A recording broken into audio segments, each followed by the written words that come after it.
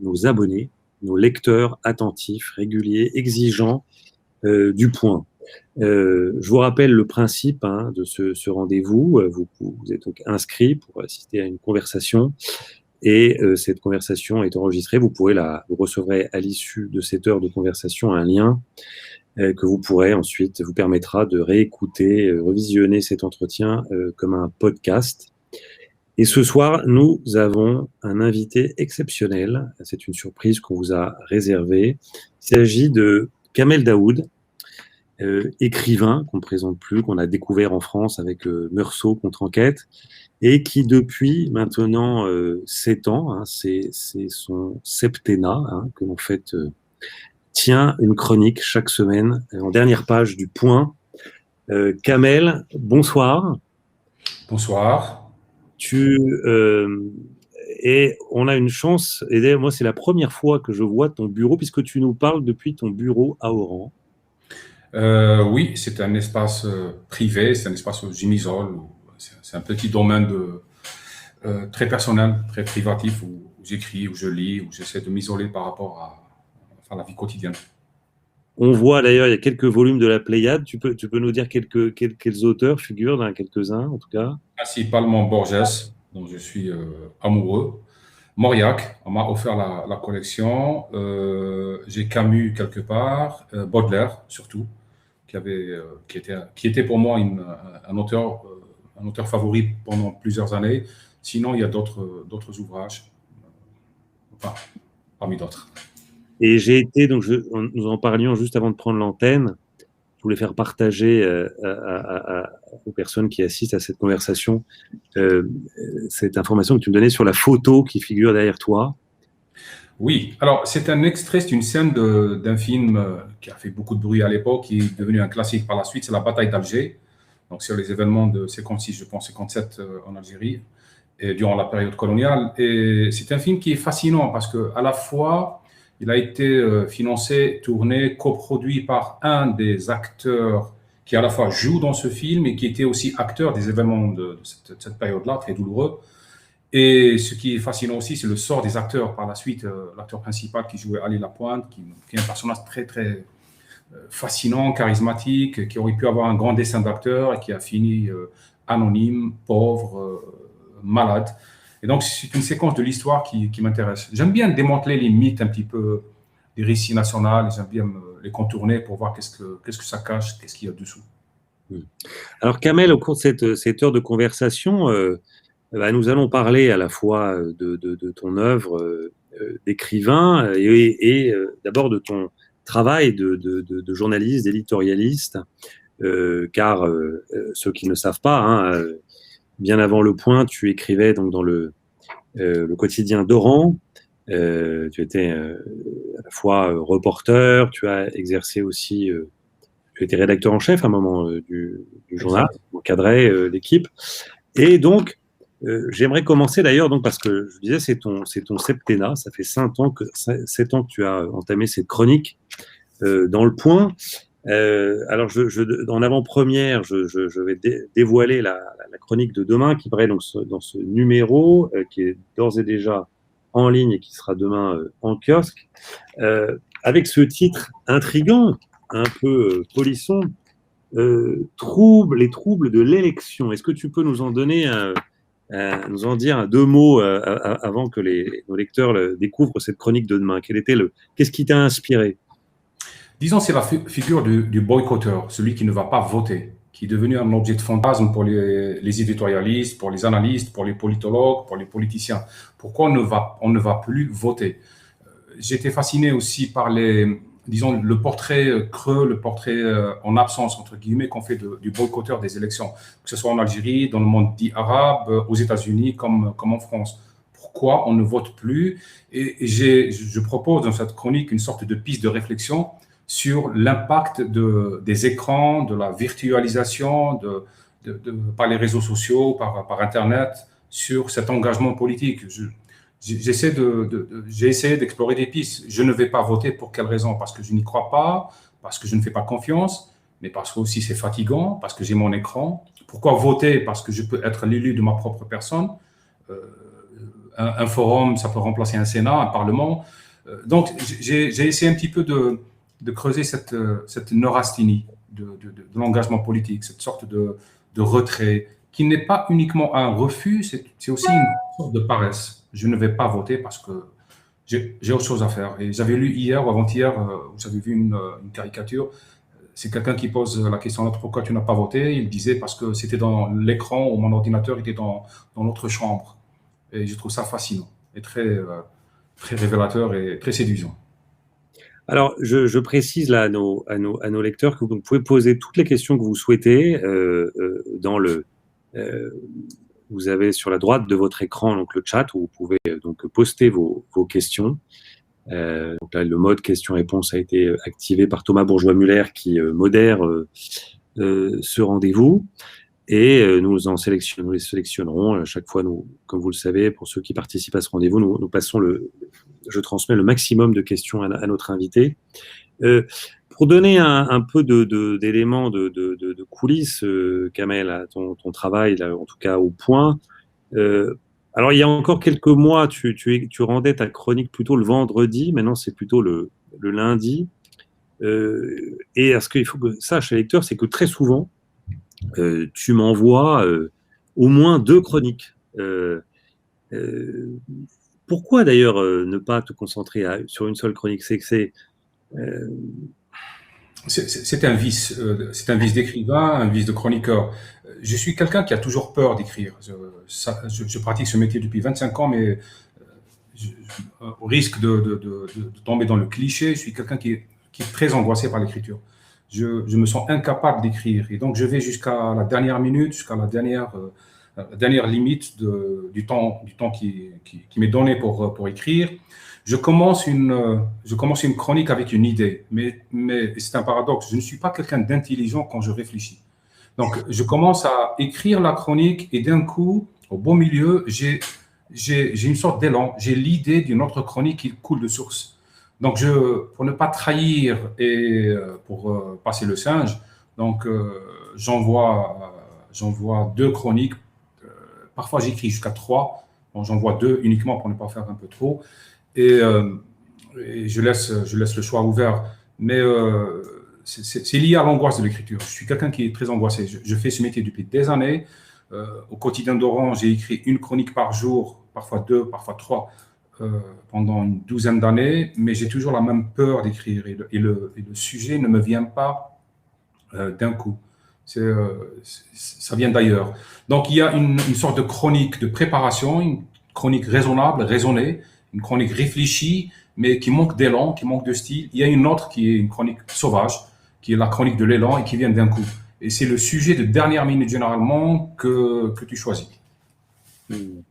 Alors, tes thèmes de prédilection, nos lecteurs les connaissent, encore que tu n'es jamais prévisible. Moi, il y a un thème qui me frappe toujours et qui d'ailleurs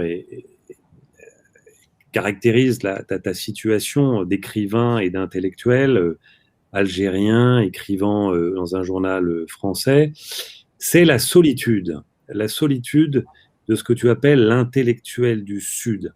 Est-ce que, si on dresse un premier bilan en 7 ans, est-ce que tu te sens toujours aussi seul ou pas? Il est important de se sentir seul si on veut développer une réflexion indépendante. Et en même temps, je vis dans une société, d'abord celle du Maghreb, c'est une société collectiviste, une société où la tradition intellectuelle est très unanimiste. Il faut penser en groupe, il faut penser selon les codes d'un groupe. Je suis aussi un intellectuel né d'une généalogie, celle disons, de gauche, anticoloniale, etc. Et quand on ne s'inscrit pas dans cette logique-là, la logique de la réponse à la France, de la réponse à l'Occident, du procès de la France, du procès de l'histoire, et qu'on essaie de développer d'abord une sensibilité au présent, une réflexion sur le présent et une sorte d'indépendance, ça se paye. Ça se paye d'autant plus férocement à l'époque des réseaux sociaux, à l'époque des plateformes où on ne contrôle pas la parole, on ne contrôle pas la diffusion de parole. Donc, vous arrivez dans un champ qui est plus ou moins miné. Vous êtes algérien, vous habitez en Algérie, mais vous ne souscrivez pas à la tradition algérienne. savez, je caricature à l'extrême, celle qui dit que tout est de la faute de la France, tout est conséquence d'une sorte de déterminisme par l'histoire de la colonisation. Et vous venez, et vous êtes là, alors, et vous êtes coupable de trois choses. D'abord, vous écrivez en français. Deux, vous ne faites pas partie des élites algéroises. Quand je dis élite algéroise, il faut transposer ça sur la France et sur l'île de France. Donc, vous ne faites pas partie des éditocrates dominants. Et trois, vous êtes quelqu'un qui dit, qui pense, qui plaide pour le présent. Donc, c'est autant d'infractions qui font que vous entrez en conflit avec trois grandes familles. D'abord, les hypernationalistes en Algérie et dans le Maghreb. Deux, tous les conservateurs religieux, islamistes qui sont là et de l'autre côté. Et surtout, la ceinture des intellectuels maghrébins ou arabes exilés, et qui ont par sensibilité, par faiblesse, par manque de courage parfois, développer cette réflexion du procès permanent de l'Occident. C'est-à-dire tout est la faute de l'Occident. Donc, ce sont autant de familles qui ne vous laissent pas réfléchir, qui vous mettent en procès, qui vous jugent, qui s'élèvent contre vous, qui vous violentent aussi. Et ça ne permet pas une grande indépendance, ou bien on peut se permettre le luxe d'être indépendant, mais avec la facture qui va avec. Donc tout ça pour aboutir à une sorte de solitude. Il n'y a pas plus une phrase de Borges que je trouve formidable et que je répète souvent. Il disait que tout présent est anachronique. Et c'est encore plus vrai dans des pays qui ont cette matrice de l'histoire coloniale, des indépendances, etc. Donc tout est rapporté à ce récit-là. Et donc faire digression, sortir de ce récit-là, c'est trahir. Oui. Et d'où vient l'intolérance la plus forte? Des gens qui ont peur du présent. Je pense que c'est quelque chose qui est fascinant dans les pays qui sont bâtis sur le récit de la décolonisation. C'est-à-dire, tout est rapporté à cette épopée, et dès que vous sortez de cette épopée-là, vous vous sentez trahi. Je me rappelle la réponse d'un intellectuel oranais un jour. J'avais écrit un article dans un journal italien qui a été repris en France, qui a fait beaucoup de bruit sur Cologne. Il me disait, mais pourquoi tu as écrit ça? J'ai dit, mais parce que c'est vrai. Nous vivons une misère sexuelle dans le monde dit arabe.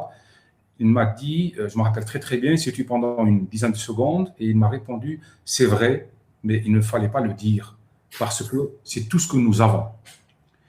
Et c'est une digue. Et il m'a dit, si nous levons cette digue-là, nous serons emportés. Et c'est là où j'ai saisi que cette notion d'universalité, qui est collée à la définition de l'Occident, elle est attentatoire à des élites qui ont bâti leur légitimité sur le remake, sur la réédition du présent. Donc, ce sont généralement les gens qui veulent reconstruire un passé, qui ont peur du présent. Donc, les milieux les plus durs sont, à l'évidence, les islamistes, mais eux, au moins, ils ont un projet. Mais les plus virulents, ce sont surtout cette famille, cette galaxie d'intellectuels, surtout en exil, qui ont bâti un discours totalitaire sur le postcolonial et par le postcolonial.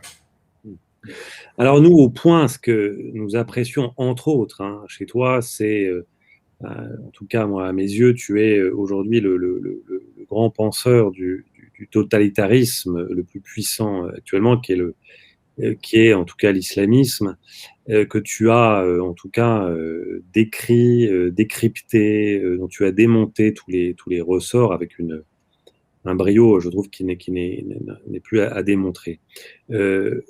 Un lecteur là nous demande, Jean-Pierre Castel, diriez-vous que nous assistons dans le monde musulman, malgré les apparences, à une individualisation de la religiosité? Est-ce que c'est une sorte de sécularisation qui serait en cours? Où en sommes-nous par rapport à ça? Je ne sais pas. Franchement, je crois qu'il y a un processus de sécularisation, mais qui est très coûteux, qui est très long, qui est trop long. Mais je pense aussi que la partie adverse, ces familles totalitaires, ces familles conservatrices ont les moyens de faire aboutir leurs projets. Ils ont des modèles de société. L'islamisme, si j'en parle, c'est parce que j'ai un avantage par rapport à beaucoup d'autres. Je suis bilingue. Je peux lire toute cette littérature, cette galaxie que l'Occident, que les élites francophones ou anglophones ne perçoivent pas à cause de la barrière linguistique. Donc, d'un côté, je peux être optimiste. Je peux croire qu'il y a un phénomène de sécularisation qui est entamé, mais qui est trop long. À mon avis, il est trop long. Ça ne se mesure plus à l'échelle d'une vie. Et c'est ce qui me désespère parfois parce que j'ai envie de vivre pleinement ma liberté. Mais d'un autre côté, je reste très sceptique. L'islamiste moyen, l'islamiste lambda maintenant, il a l'argent qu'il faut, il a une extension et un champ de discours qui est très puissant et qui est très efficace. Il a un modèle de société avec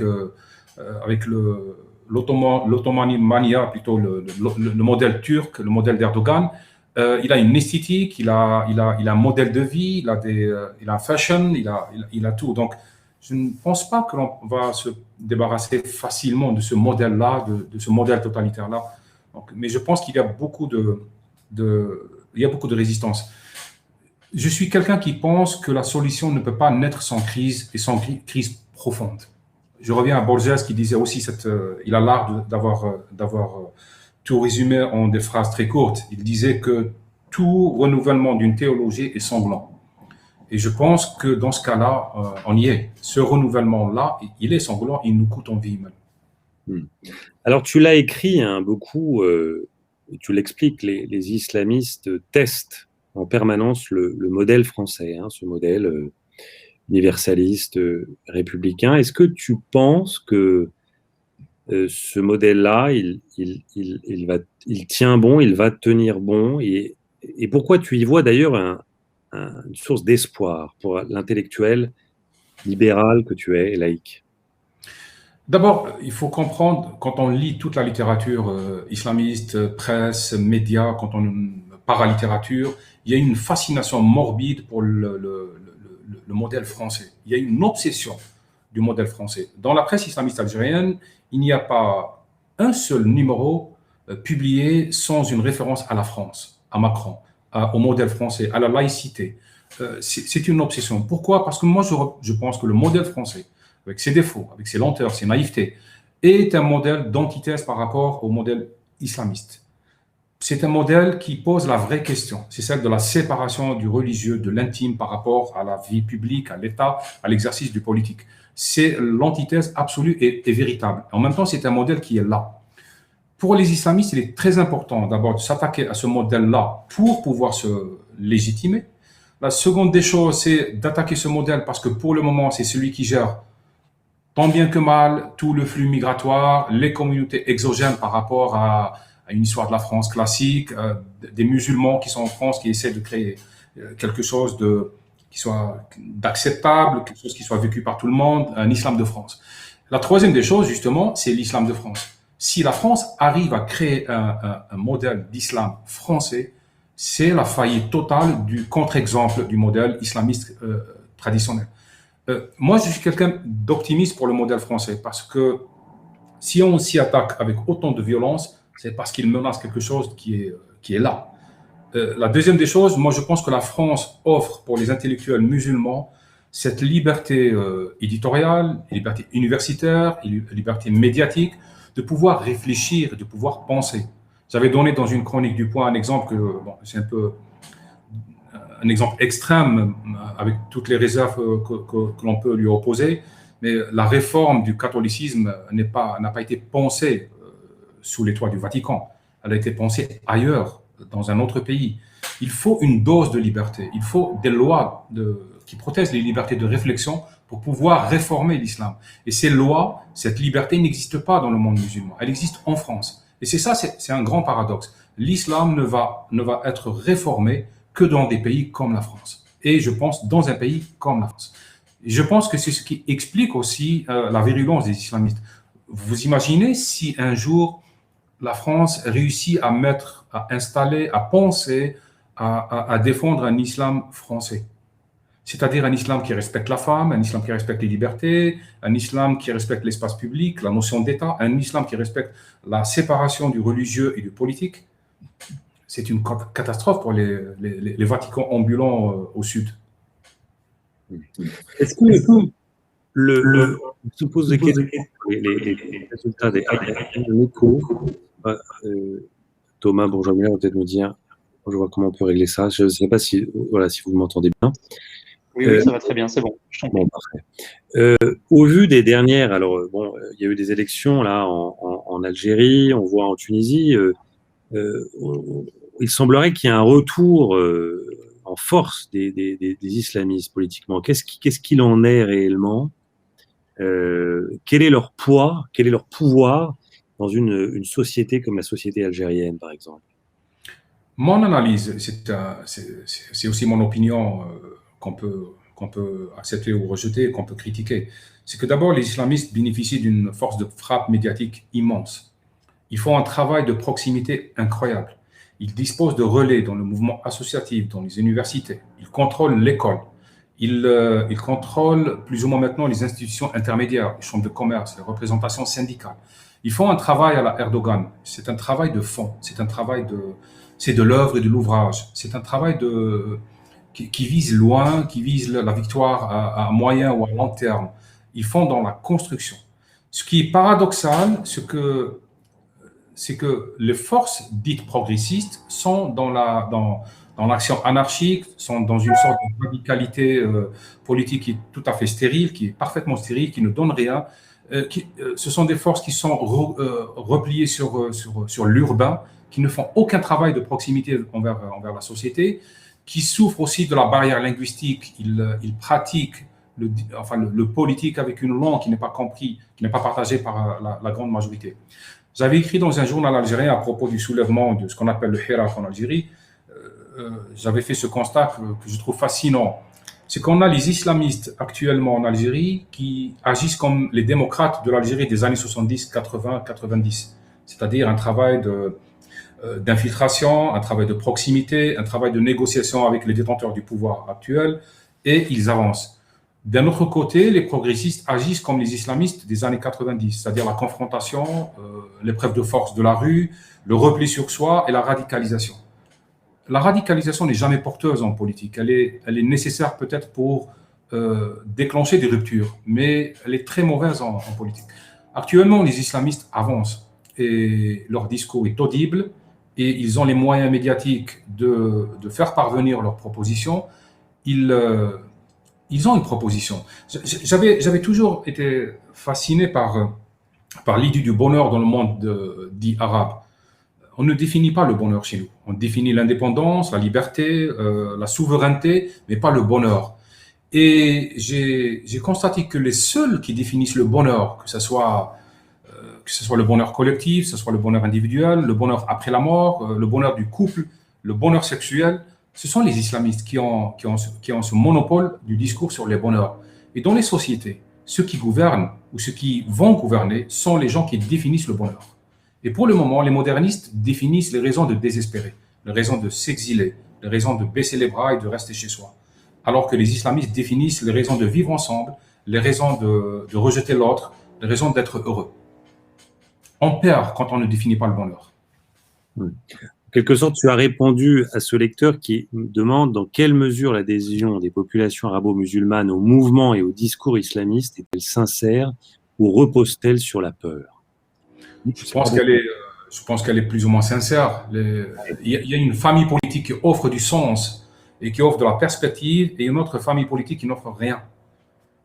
Les gens font le choix le plus facile. Donc, pour le moment, le discours islamiste a su travailler trois choses. D'abord, le récit national. Nous sommes contre l'Occident qui a été colonisateur. Donc, les valeurs de l'Occident, ce sont des valeurs hypocrites et nos valeurs sont les meilleures. Ce sont les valeurs de la nation, les valeurs authentiques, les valeurs de la vertu. Ils ont su travailler, disons, leur impact médiatique. Ils ont des chaînes de télévision, ils ont des radios, ils sont très, très, très performants sur le web. Ils ont de la presse écrite qui est très diffusée. Ils ont une force de frappe éditoriale très, très, très importante par rapport à leurs adversaires politiques. Donc, leur discours est plus audible, plus clair, plus concret pour les gens. Quel rapport entretiennent-ils avec ce que tu écris? Je vois qu'un lecteur nous demande d'ailleurs si tu es est-ce que tu es libre d'écrire ce que tu veux sur les islamistes en Algérie, par exemple? Alors, moi, je le fais. Je suis quelqu'un qui a toujours travaillé avec l'idée que j'écris ce que j'ai envie d'écrire. Je ne commence pas par chercher une réponse à la question est-ce que je suis libre ou pas. Oui. c'est quelque chose qui finit par inhiber, qui finit par installer la peur. Donc, j'écris ce que je pense. En Algérie, ma liberté d'expression n'est pas uniquement et exclusivement menacée par les islamistes. Eux, ils ne s'attaquent pas d'une manière frontale à l'intellectuel dissident. Ils font un travail de sape. C'est-à-dire, ils font un travail qui vous ôte de la légitimité. Kamel Daoud, d'abord, c'est un écrivain francophone. Secondo, il habite en France. Cette phrase, elle est toujours indexée à n'importe quel article qui parle de ma personne dans la presse islamiste. Habitant Paris, vivant en France. C'est-à-dire, il ne vous concerne pas. C'est quelqu'un qui vous parle de loi. C'est quelqu'un qui a fui et qui vous laisse là. Donc, vous n'avez pas à l'écouter. Troisième point, c'est quelqu'un d'anti-musulman. Donc, on est dans ce triptyque qui vous enlève un petit peu de la légitimité. Donc, beaucoup de gens savent que je vis en Algérie. Mais dans la presse islamiste, vous pouvez vérifier, c'est toujours vivant en France. Vivant en France. Donc, il y a ça. Mais ce qui menace aussi ma liberté d'expression, ce sont les radicalités dans d'autres familles politiques. Le mouvement du 22 février en Algérie, 2 ans après, parce qu'il n'a pas su s'organiser, parce qu'il n'a pas su basculer dans la maturité politique ou dans la proposition, dans la négociation, a été pris en charge et en otage par des radicaux. J'avais toujours dénoncé ça dans Le Point, sur cette vision trop simpliste qu'ont les médias occidentaux sur ce qui se passe chez nous. On part toujours sur une sorte de couple binaire, le régime dictatorial et en face des militants glorieux, martyrs, etc. Ce n'est pas vrai. En Algérie, au Maroc, en Tunisie, nous avons nos identitaires, nous avons nos suprématistes, nous avons nos racistes, nous avons nos extrémistes, nous avons nos trotskistes, nous avons nos black blocs. Donc, la famille politique, ce n'est pas aussi simpliste, aussi manichéen et binaire. C'est quelque chose d'assez complexe comme ça l'est de l'autre côté. Je ne peux pas dire que la France va s'effondrer parce que les Gilets jaunes se sont élevés contre une politique de l'Élysée. Je ne peux pas dire que tel est journaliste parce que c'est un activiste sur Internet. Donc, je pense qu'il faut apporter de la nuance et un peu plus de distance et de lucidité sur les réalités politiques. Donc, ce sont ces familles politiques qui, pour le moment, m'attaquent le plus.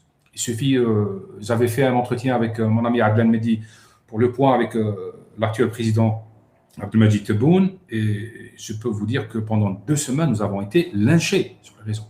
C'est-à-dire, au fond, les gens qui demandent la liberté d'expression en Algérie refusent la liberté d'un journaliste, la liberté d'exercer son métier et de demander et d'obtenir un entretien avec un homme politique qui est là.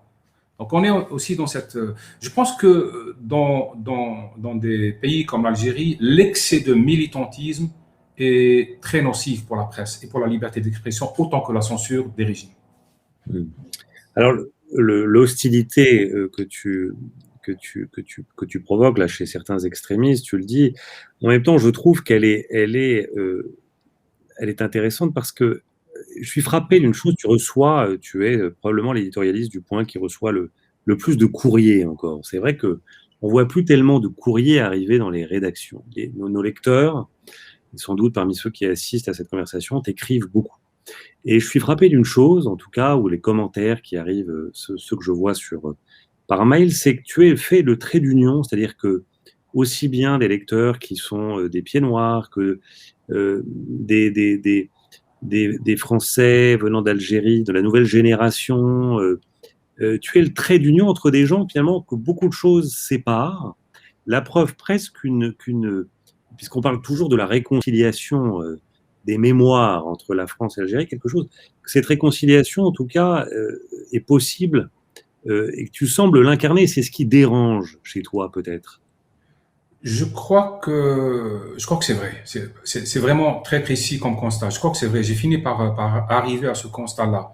Je pense que beaucoup fonctionnent sur le diptyque de culpabilité et culpabilisation.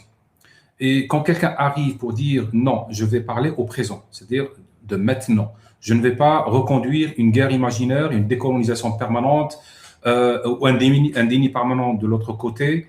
Et quand quelqu'un arrive à exprimer ce discours avec des mots simples, mais surtout en défendant sa propre indépendance, parce que une valeur, c'est quelque chose qui doit s'incarner.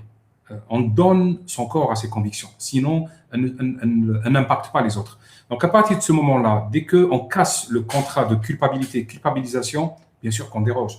Bien sûr qu'on provoque des réactions d'agressivité, mais extrêmes. Et je suis encore plus fasciné par cette guerre imaginaire que certains entretiennent ici en Algérie, cette guerre permanente, cette guerre fantasmée, cette guerre qui n'existe pas ailleurs. C'est une sorte de désert des Tartares, mais avec une armée qui n'est vue, qui n'est palpable, qui n'est réelle que pour une partie. Et c'est fascinant cette guerre imaginaire, ce remake permanent auquel adhèrent, et c'est encore plus bouleversant, les jeunes générations qui n'ont jamais connu la période coloniale et qui n'ont que ce récit-là pour pouvoir justifier d'une mémoire ou de leur lien avec une mémoire et avec un pays. Un jour, je me rappelle, le président Macron avait fait une déclaration à propos de l'Algérie. Il est très difficile de faire une déclaration à propos de l'Algérie. C'est-à-dire, même si vous dites que le ciel est bleu en Algérie, c'est très complexe.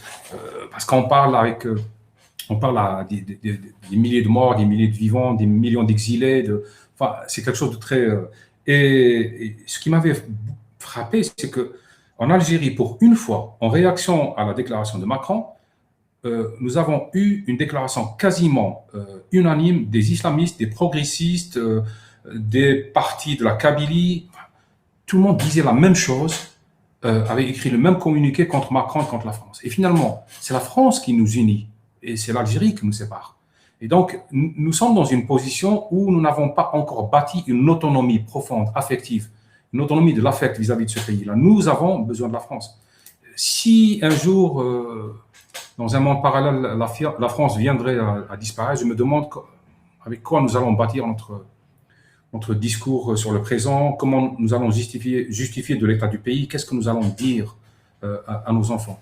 Donc, c'est vrai que quand quelqu'un arrive, il dit que j'ai un rapport sain, un rapport d'admiration vis-à-vis de la culture française, de la langue française, de la littérature française, et en même temps, il défend le droit de vivre dans ce pays, le droit au présent, le droit au corps, le droit à l'individu, la propriété de son propre corps. Bien sûr, ça dérange beaucoup. D'ailleurs, je me demande pourquoi, au lieu de demander à l'historien Benjamin Stora un rapport sur le rapprochement des mémoires, on ne sait pas à toi qu'on aurait dû le demander. Si tu avais dû rédiger ce rapport, qu'est-ce que tu aurais préconisé? Non, je n'ai pas la compétence de Benjamin Stora, que j'admire beaucoup.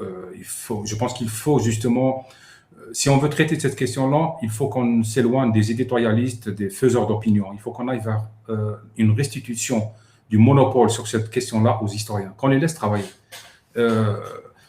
Stora, c'est quelqu'un qui fait un travail extraordinaire, qui s'y engage, qui y croit, qui a une bonne foi. Et ça, c'est assez fascinant, c'est assez rare et assez fascinant chez un intellectuel. Je pense aussi que le travail n'a pas été fait du côté algérien, bien que dès le début, lorsqu'on m'a dit que telle personne a été nommée comme vis-à-vis de Stora, le message était clair. On a nommé un apparatchik des archives de l'Algérie, c'est pour dire qu'on n'adhère pas à cette formule-là. Alors que la formule est très utile. Une sorte de binôme sur des questions qui séparent, c'est quelque chose de très bien. Ça peut fonctionner, ça peut donner quelque chose. Mais je pense que Macron a assez de problèmes pour qu'on lui ajoute ceux de Kamel Daoud comme rédacteur d'un rapport sur la mémoire. Tu as raison, ce qu'on aime aussi chez toi, c'est cette manière d'être au présent, d'écrire au présent et de ne pas être l'otage des mémoires et des cauchemars et des souvenirs pour essayer de tracer une voie.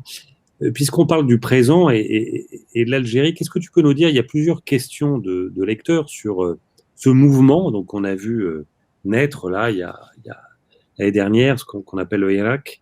Est-ce que, nous demande Pierre-Marc Teboul, il y a une personnalité représentative qui émerge? Où en est ce mouvement? On se souvient des images. C'est le drame. J'ai l'impression que ce qui se passe en Algérie ne parvient en Occident que selon les règles de l'astronomie. C'est-à-dire une étoile est morte, elle met 8 ans ou 10 ans ou 20 ans pour que la lumière de son explosion arrive ailleurs. Les réalités algériennes sont très différentes. D'abord, effectivement, il y a une question de représentativité. Ce mouvement, c'est un mouvement qui n'a pas su accoucher, aller vers une représentation, une représentativité admise et acceptée pour plusieurs raisons. L'Algérien, c'est un phénomène, je pense, universel maintenant et mondial, ne fait plus confiance à la délégation. à la procuration, et surtout en politique. Je pense que c'est quelqu'un qui veut agir par lui-même. C'est quelqu'un qui croit qu'il peut tout dire, tout faire en écrivant sur Facebook, sur d'autres réseaux sociaux. Et ça détruit. Je pense que les plateformes d'expression ont un impact énorme sur les expressions politiques.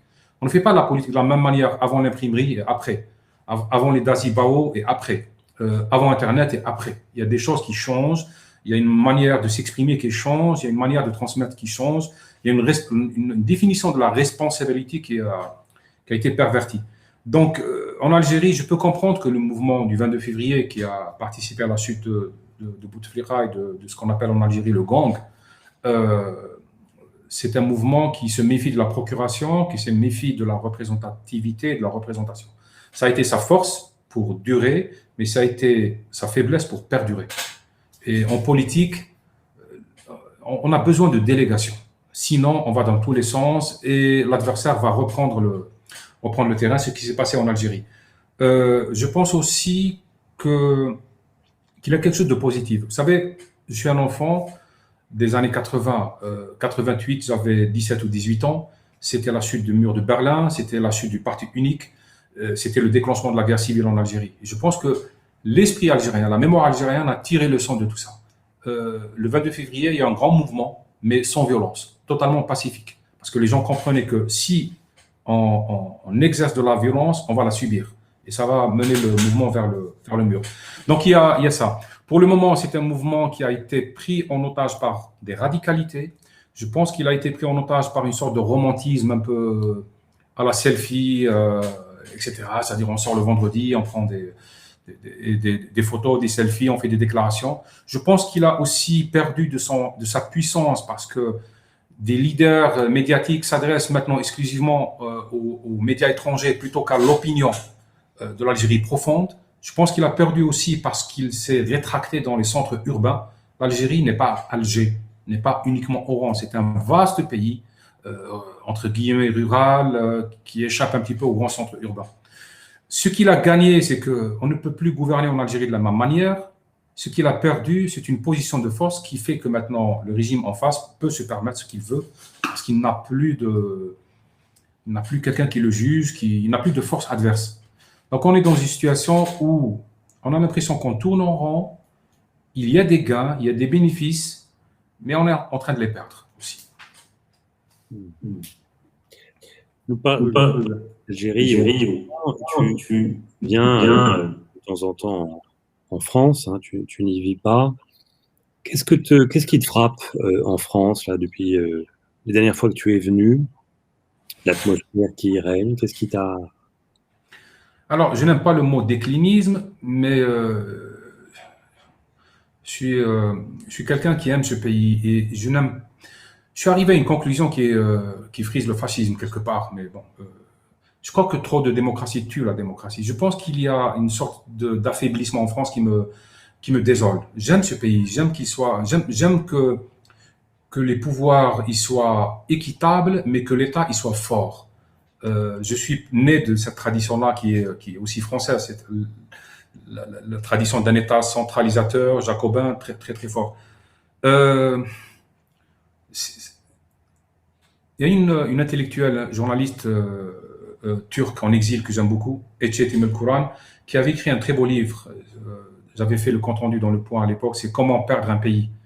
Et c'est né d'une idée, d'une expérience que j'avais moi-même vécue. Vous savez, quand vous êtes du Sud, vous êtes invité un peu partout en Occident, et beaucoup de gens écoutent votre récit, votre douleur, écoutent un petit peu votre aventure, l'effort que vous faites pour rester indépendant. Et généralement, les gens ont cette gentillesse de vous demander qu'est-ce qu'ils peuvent faire pour vous. Et Ece Temelkuran, dans cet ouvrage, elle a répondu à une femme, c'était en Angleterre, je pense que c'était à Londres, elle lui disait, mais la vraie question, c'est l'inverse. Qu'est-ce que nous pouvons faire pour vous? Nous pouvons vous prévenir que l'on peut perdre un pays facilement. Que si on met 2-3 siècles pour construire un pays, on peut le perdre en 2-3 semaines. Et que cette façon de perdre un pays, c'est quelque chose d'insidieux, c'est quelque chose qu'on néglige, quelque chose comme les infiltrations d'eau, quelque chose à qui on n'accorde pas de l'importance et qui est là, et qui use le pays, ses fondations. Et ça, ce sont ces petits signes que je vois parfois en France. Je n'aimerais pas que ce pays qui une puissance culturelle immense puisse perdre ses valeurs. Alors, ces valeurs, elles sont un petit peu agressées autant par des radicalités d'extrême droite que par des adversaires en face et qui se ressemblent finalement. Ce sont deux familles qui sont vis-à-vis mais qui se ressemblent. Et leur but, c'est de prendre en otage un État, une histoire, une culture, un pays, une terre, une façon de vivre. Je n'ai pas envie que la France bascule dans l'extrême droite, mais je n'ai pas envie que la France bascule dans l'autoflagellation permanente, cette forme de culpabilisation qui est devenue une sorte de stigmate de sainteté intellectuelle et de se frapper, se rétracter, revenir vers soi, vers son petit périmètre. Cette sorte d'égoïsme, je n'aime pas. J'aime l'idée que je me fais de la France, plutôt que la France telle qu'elle est maintenant. Tu avais d'ailleurs, pour désigner ces extrêmes dont tu viens de parler, je me souviens d'une chronique il y a quelques années, dans le point où tu parlais de ce que tu appelles la conspiration des souchistes. Tu les appelles les obsédés de la souche. Il y a eu un jour une très belle caricature faite par Dilam, qui est un caricaturiste algérien brillant et génial. Et on voyait, il avait dessiné un salafiste, un islamiste avec la tenue traditionnelle des islamistes, c'est-à-dire le camis court, la barbe, et qui brandissait une pancarte, et c'était « Votez Trump ». Et je pense que c'est quelque chose qui résume tous les discours, c'est-à-dire des gens au sud ont besoin d'avoir, comme vis-à-vis des extrêmes au nord, pour pouvoir se donner de la légitimité, pour pouvoir construire l'isolation du pays, s'accaparer le pays au nom d'une guerre faite à l'autre. Il n'y a pas plus utile à un extrémiste du sud qu'un extrémiste du nord. Il n'y a pas plus ressemblant dans les buts, dans les moyens pour un extrémiste du sud qu'un extrémiste du nord. Ce sont des gens qui fonctionnent toujours, qui ont d'ailleurs le même profil physique. Ils ont un problème avec la femme, la féminité, le corps. Ils fonctionnent toujours sur la reconstruction du passé, sur la restauration, l'idée de restauration d'un royaume perdu. Et ce sont toujours des gens qui fonctionnent sur le groupe, pas sur l'individu, la liberté. Donc, je pense qu'ils ont ceci en commun. Les uns veulent restaurer le califat, les autres, le royaume de France du XIVe siècle. Enfin, chacun a ses slogans, a ses anciennes, mais au fond, c'est la même chose. Et au fond, l'intégriste universel, il est reconnaissable en ceci. Il a peur du futur, il a peur du présent. Et par conséquent, il veut restaurer le passé. Alors, chacune de tes chroniques est t'engage, il y a un combat aussi dans ce que tu écris. Est-ce que parfois ce n'est pas trop pesant pour toi? Est-ce que tu deviens pas un peu l'otage de tes sujets? Est-ce qu'il y a une place pour la légèreté Comment t'échappes-tu de ça, si tant est que tu puisses t'échapper? Ah si, mais moi je suis quelqu'un qui aime les rires, qui aime les vins, qui aime la vie. Je pense que ce que je disais souvent à des étudiants, puisque personne ne peut mourir à ma place, personne ne peut vivre à ma place. C'est un principe de base pour moi. Donc, au nom de ce principe-là, je jouis de ma vie. Je suis quelqu'un qui aime son corps, qui aime vivre son corps, qui aime vivre ses plaisirs. Non, j'aime bien la légèreté. Je ne sais pas comment y répondre. J'aime beaucoup lire, mais pas au sens sacerdotique, pas au sens sérieux. Je suis un amateur de science-fiction. Donc, c'est quelque chose qui est à l'aise. Et les gens devinent peu qu'est-ce que ça veut dire être amateur de science-fiction dans un pays où les théologies s'accaparent le ciel. Donc, c'est vraiment quelque chose c'est là où se situe le combat, quelque part, des imaginaires. J'aime lire les anciennes mythologies, j'aime m'occuper des miens. Est-ce que tu parles du ciel? Il y a un ciel qui t'intéresse particulièrement, c'est un sujet qui revient. Tu as parlé du vin, ça c'est un sujet qui est présent dans tes chroniques, mais aussi le ciel des cosmonautes. L'espace, la conquête de l'espace t'intéresse beaucoup. Énormément. C'était un espace de liberté pour moi. Vous savez, il faut imaginer Arthur C. Clarke, par exemple, ou Isaac Asimov, à l'époque du XIVe siècle en Occident, on jugeait les gens pour la déclaration sur la Terre plate ou ronde. Donc, il y a quelque chose de profondément attentatoire aux théologies dans la science-fiction. Parce que la théologie, c'est quoi? C'est quelque chose qui ferme le ciel, qui le balise, qui en fait le cadastre définitivement. Il n'y a plus de place pour le rêve. Mais d'un coup, la science-fiction arrive, elle restitue le mystère, l'infini, la possibilité d'imaginer la possibilité de regarder le ciel autrement qu'avec des supplications, des jérémiades ou des prières, elle restitue le mystère. Et quelque part dans les pays, dans certaines traditions intellectuelles, la science-fiction, c'est une façon de revitaliser les mythes, de revitaliser le conte lui-même, la possibilité du conte, la possibilité de rêver. La Terre maintenant elle est ronde et définitivement il y a très peu de terres inconnues, donc mis à part le ciel, qu'est-ce qui peut nous faire rêver? Alors tu as, on le sait en France, hein, le livre qui t'a fait connaître, c'est Meursault contre enquête, donc tu t'es placé sous en tout cas tu te places dans la lignée un peu de camusienne, littérairement.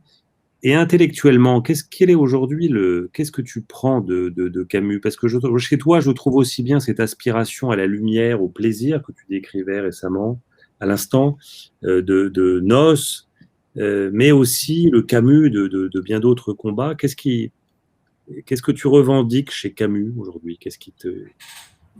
Camus fait partie de la tradition intellectuelle et littéraire française, mais je pense encore plus de l'univers méditerranéen. Oui. La Méditerranée nous impose des dieux et des façons de vivre qui sont différentes. Ce ne sont pas les dieux du Nord, ce sont des dieux de lumière, d'accaparation, des dieux de la sexualité, du corps. C'est une façon de vivre, c'est une façon d'espérer, en même temps de posséder le présent, de s'en tenir. Ce que j'aime chez Camus maintenant, c'est ce plaidoyer pour le présent, contrairement à ce qu'on croit. C'est quelqu'un qui savait que la mort était là, était imminente à chaque instant. C'est quelqu'un qui savait menacer de mort à chaque instant, et ça éclaire d'une manière violente son univers. J'aime ce Camus-là, j'aime dans la tradition française cette filiation de philosophes qui exercent la réflexion à travers le style, qui écrivent bien, pour qui l'écriture est importante, pour qui le style est en soi-même une façon de voir, de posséder le monde. Le style, pour moi, est important. Cet équilibre entre l'idée et le style, c'est important. Parce que, d'abord, ça exprime une maîtrise et ensuite un plaisir d'écrire et de lire. Tout à l'heure, on parlait un petit peu de la légèreté. J'éprouve énormément de plaisir et d'angoisse à écrire, mais vraiment énormément. Je suis quelqu'un qui écrit vite, trop vite, parce que j'ai l'impression de perdre. Si je m'attarde trop sur la chose, elle va mourir. Donc cet instant-là va mourir. Donc je suis dans le souffle et comme tu le sais, j'écris très très très vite. C'est ainsi. C'est ainsi que je conçois le style. C'est une forme de jouir de l'instant. Donc il y a ça chez Camus. Mais il y a aussi le Camus intellectuel, le Camus visionnaire que les décennies à qui les décennies ne cessent de donner raison jusqu'à maintenant. C'est le Camus qui a été déchiré par une histoire qui jusqu'à maintenant nous déchire, nous agresse, nous violente. Le procès fait à Camus, c'est un procès qui continue jusqu'à maintenant, en son nom, avec lui, sans lui, avec d'autres intellectuels à sa place. Donc c'est assez fascinant. D'ailleurs, pour l'Algérie comme pour la France, je pense que le contraire de la vie, c'est l'histoire. Et nous sommes des pays d'histoire. Et il nous faut de temps en temps des porte-voix de l'instant, des porte-voix du présent, du corps. Et Camus, avec d'autres, font partie de cette histoire-là. J'adore Camus, je le vénère, mais j'adore Michel Tournier, par exemple. J'adore cette érudition mêlée à du style, à de la philosophie, cette ironie de l'intelligence que je trouve sublime. C'est quelqu'un que je relis souvent. Un livre en particulier, Michel Tournier? Vendredi ou les lames du Pacifique, que je lis chaque 2-3 ans, que je relis à peu près avec le même plaisir, avec le même étonnement, avec la même mise en abîme. D'abord, la Robinsonade, c'est un mythe fascinant, mais en même temps, tel que écrit, tel que revitalisé par Tournier, c'est quelque chose d'extraordinaire. Je relis souvent aussi son journal Extime, le contraire du journal intime, que je trouve très, très, très amusant, intellectuellement très fort, très, très, très beau. Donc, il y a des livres que je suis un grand relecteur de livres. J'avance doucement vers les nouveautés, mais je suis un grand relecteur de livres. Y a-t-il d'autres écrivains ou intellectuels d'aujourd'hui qui t'intéressent, te captivent, suscitent ta curiosité? Michel Onfray, oui. Ah oui. Oui, j'aime beaucoup cette sorte d'audace permanente, cette façon de réfléchir à voix haute. Parce que ce n'est pas parce qu'on écrit qu'on réfléchit à voix haute. C'est souvent le contraire. J'aime cet engagement politique euh, permanent chez lui, mais c'est pas un engagement pour une carrière, mais pour une vision qui à la fois est parfois naïf, je me permets de- de le juger comme ça, mais qui est là. C'est un intellectuel qui est aussi dans la tradition de l'engagement français tel qu'il a été vécu depuis à peu près 2 siècles. Je n'ai pas aimé son traité sur l'islam, je ne me rappelle plus de quel titre. Je l'ai trouvé. Quand on est de l'autre côté, on comprend que c'est un essai faible parce qu'il voit l'islam à travers sa propre analyse. Il voit l'islamisme à travers sa propre analyse et les besoins de sa propre analyse. Et ça laisse loin de la lumière de l'analyse des faits très importants. C'était assez fascinant intellectuellement de voir comment quelqu'un peut analyser l'islamisme en ne connaissant pas l'islam. Ni la langue arabe. C'est fascinant aussi, encore une fois. Donc, oui, Michel Onfray, oui. Moi, j'ai beaucoup d'admiration pour ce qu'il est, pour ce qu'il fait, pour ce qu'il pense et pour ce qu'il ne pense pas. Et d'autres écrivains? Je viens de lire L'Anomalie, que j'ai trouvé très, très beau. Franchement, très, très beau. Hervé Le Tellier, hein, le dernier prix Goncourt. Exactement. Michel Houellebecq, que j'admire. J'ai de la jalousie pour cette mélodie permanente qui traverse son style. Par exemple, pour moi, Soumission, c'est une amplification extraordinaire de l'étranger de Camus. C'est-à-dire, on est dans une sorte d'étranger permanent dans son propre pays, dans une sorte d'étranger qui cultive de l'indifférence. Pour moi, c'est une réécriture de l'étranger, mais au pluriel. Mais j'ai admiré, au-delà des convictions, des idées ou des scènes ou des pensées auxquelles on peut adhérer, je suis un amateur de style. J'aime le côté chair du style, le côté incarné. Et Soumission, entre autres, c'est une mélodie vivante pour moi. C'est vraiment, je pense que c'est un équivalent majeur de notre époque. Un lecteur, là, Pierre-Marc Touboul, demande ce que tu penses de Boualem Sansal. Alors, Boualem Sansal, d'abord, c'est un ami, c'est quelqu'un qui veille sur moi et j'essaie de veiller sur lui. Je trouve que c'est un homme d'un courage immense parce que les gens ne savent pas, quand on est au Sud, quel effort il faut faire constamment, en permanence. Non pas pour dire ce qu'on pense, mais pour préserver en soi le plaisir d'écrire, cette légèreté-là, cette universalité. Dans des pays comme l'Algérie, l'universalisme et l'universalité est attentatoire, est perçu comme une agression. Donc, dès qu'un écrivain devient célèbre dans le monde entier, il devient traître au sien.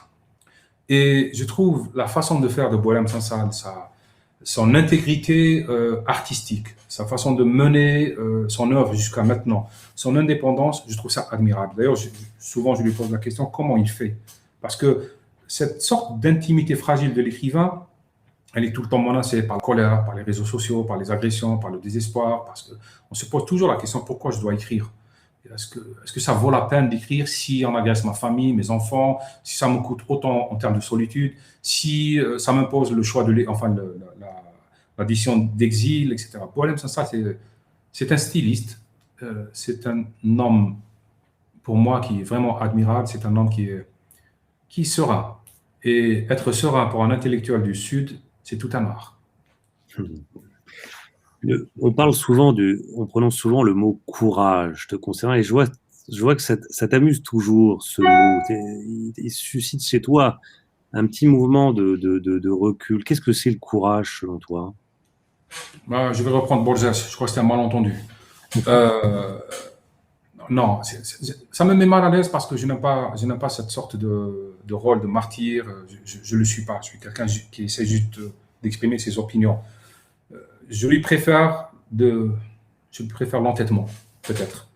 Je suis quelqu'un d'entêté, donc je dis ce que je pense et j'essaie de résister un petit peu à toutes les pressions. Elles ne sont pas uniquement celles des conservateurs religieux, mais elles sont aussi de la tradition intellectuelle de mon pays, elles sont du post-colonial qui est devenu maintenant une inquisition, etc. Donc, il y a ça. Non, ça me met mal à l'aise parce que je ne crois pas que je mérite cette étiquette-là. Je suis toujours angoissé par l'idée que j'écrive mal. Ça, c'est permanent et tu le sais très bien. Chaque chronique, je me dis, elle est ratée. Je suis sûr qu'elle est ratée. Ça, j'en suis sûr. Et ce n'est pas de la fausse modestie. c'est une conviction profonde. Elle est nocive. D'ailleurs, chaque mail que tu m'envoies, ta chronique est précédée d'un message. Bien sûr, je peux tout de suite en faire une autre. Tu pars du Oui. principe que voilà, c'était pas bon. Donc, c'est toujours ainsi. Je n'estime pas mériter ça.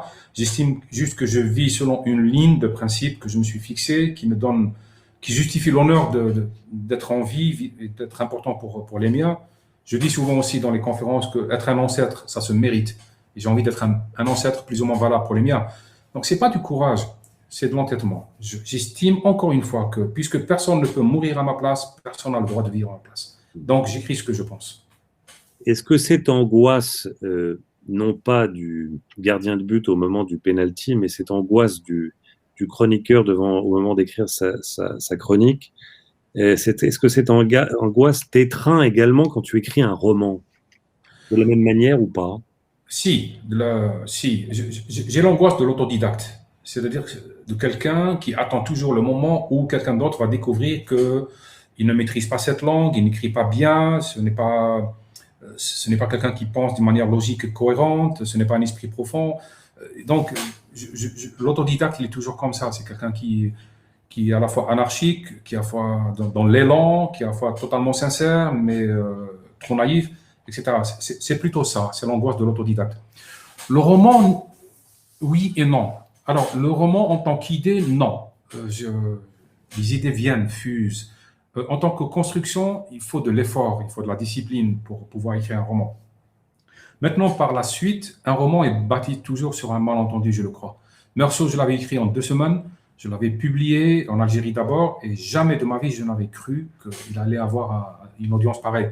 Donc à partir de là, ça n'a fait que confirmer et conforter mon doute profond sur moi-même, en disant que toute gloire est un malentendu, pour reprendre la fameuse phrase. Donc il y a ça. Mais en même temps, je pense que cette peur est nécessaire pour avoir du style. Le style, c'est l'homme. Cette phrase qui est très très simple, elle est abyssale. Le style, c'est soi-même, c'est ce qu'on est. C'est lorsqu'on arrive à transmettre aux mots de tout le monde les rythmes de son propre cœur, de ses propres corps, de ses peurs, c'est là où on a du style. On impose aux mots sa propre chair. Donc ça, c'est important. Un style, c'est d'abord une langue qui a peur.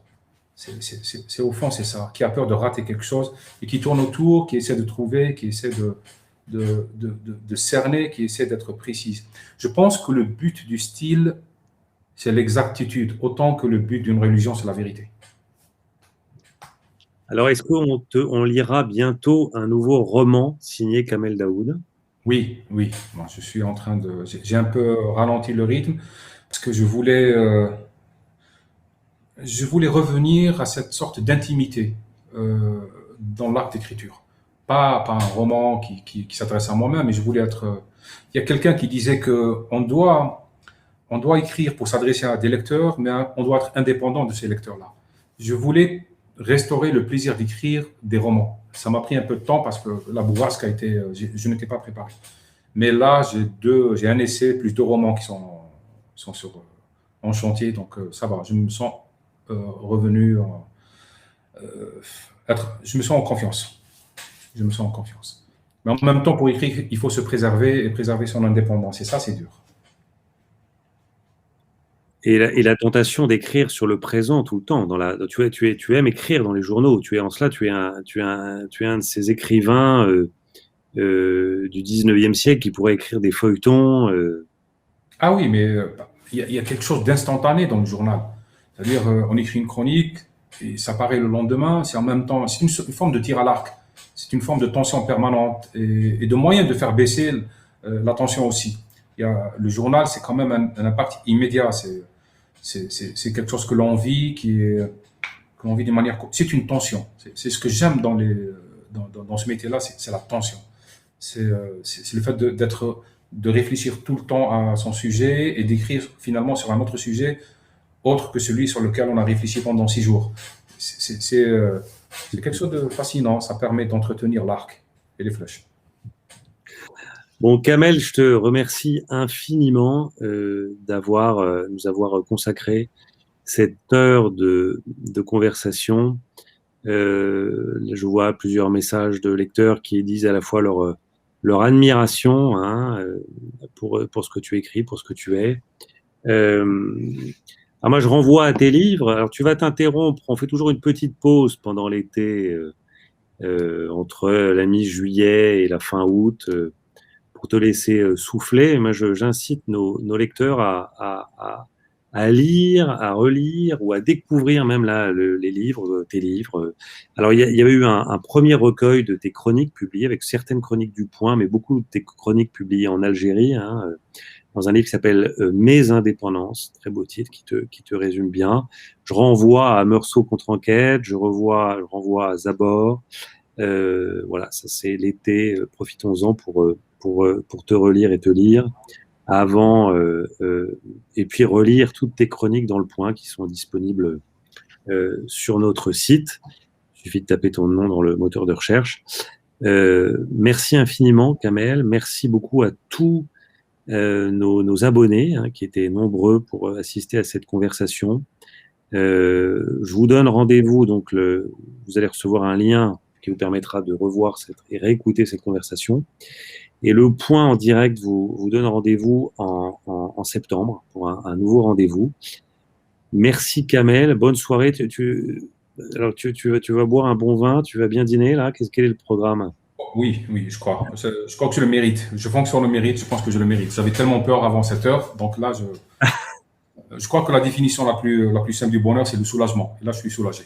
Bon, tu es remercié. Nous avons même un lecteur qui nous a suivis depuis San Francisco, qui te remercie. D'accord. Merci à tous. Merci à Thomas Bourgeois-Muller, qui a assisté, qui a en tout cas modéré et organisé cette conversation. Et puis, bel été à tous. Merci. À bientôt. À bientôt. Merci.